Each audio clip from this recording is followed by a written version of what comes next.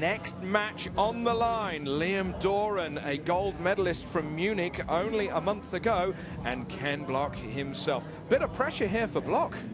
It's got to be tough for him. Ken Block qualified today, only fifth fastest today, but Liam was very close in the number 4 position, so this is going to be a really equal matchup, and it'll be interesting to see what happens. Ken has a really excellent showy style. Showy's not always fastest, even on this course that he designed. Ken Block got a 2-litre turbocharged engine underneath his right foot.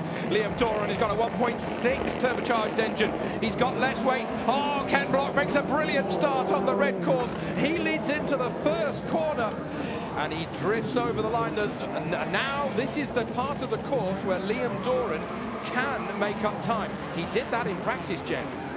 He was great, but he wasn't incredibly consistent, which was a trouble for him, and he had a little bit of extra time to learn the course. He yesterday actually repeated an element twice, as you see them neck and neck through the figure 8 here. Okay, coming out of the figure 8 into the 540 container.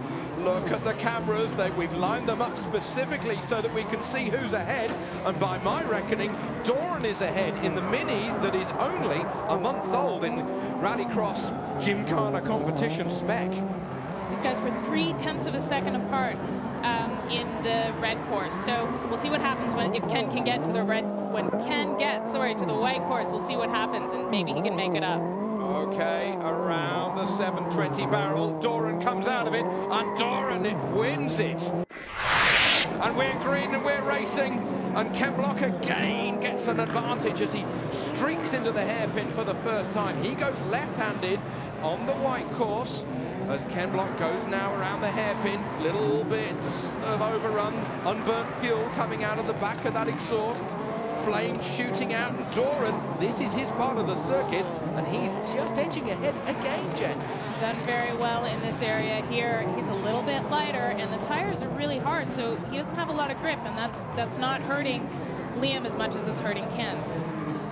Through the container, Ken's getting an advantage. Block's getting ahead. Doran's got a lot of work to do here. I say that Block is ahead only by about half a car length as they come into the 180 box.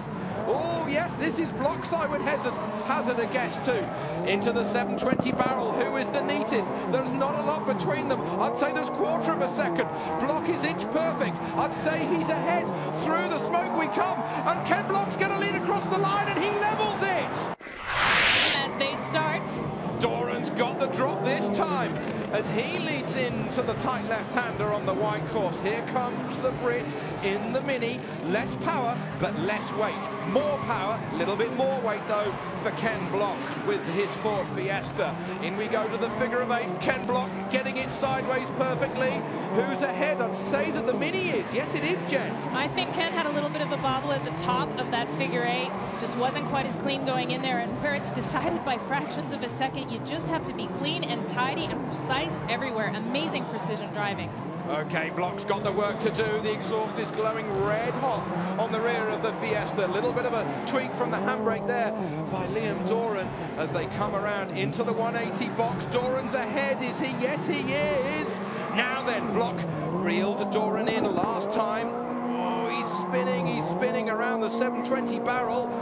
Block has got the time to make up, but it's going to be Doran that leads across the line, and he knocks out Ken Block. What a turn up for the books here at X Games Los Angeles.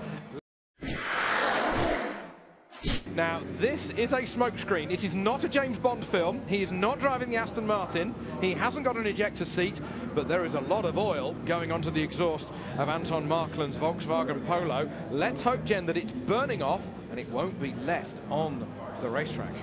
Yeah, that's not a good sign when it's white smoke like that. Could be a head gasket. We've seen that. That could be coolant. I'm guessing it's coolant because it is such a steamy color. I wish I could smell it down there and I could tell you.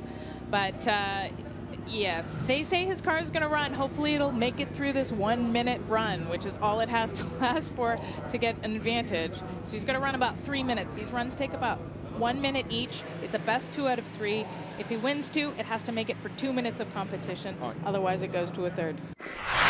It's getting worse, isn't it?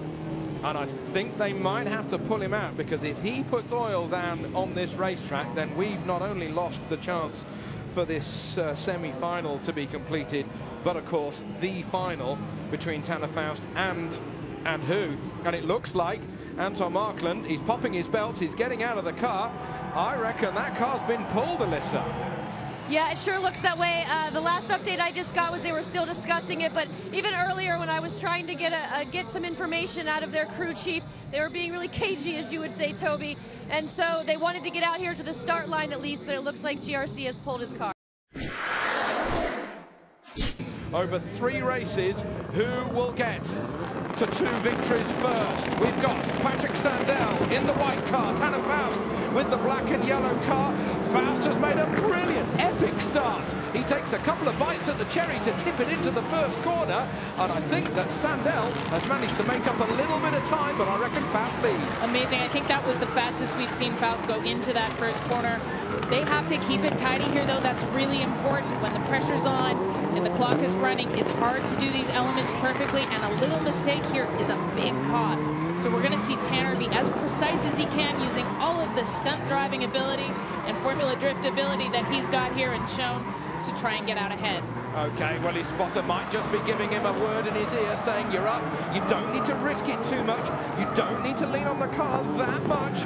But Sandell, I was watching him in practice, he has been uber neat and uber tidy. But Tanner is just flying. He's a whole element ahead of Sandell on this course right now. He's one whole donut around that barrel ahead of Sandell. He just has to come out of it and cross the line clean. Amazing performance from Tanner Foust.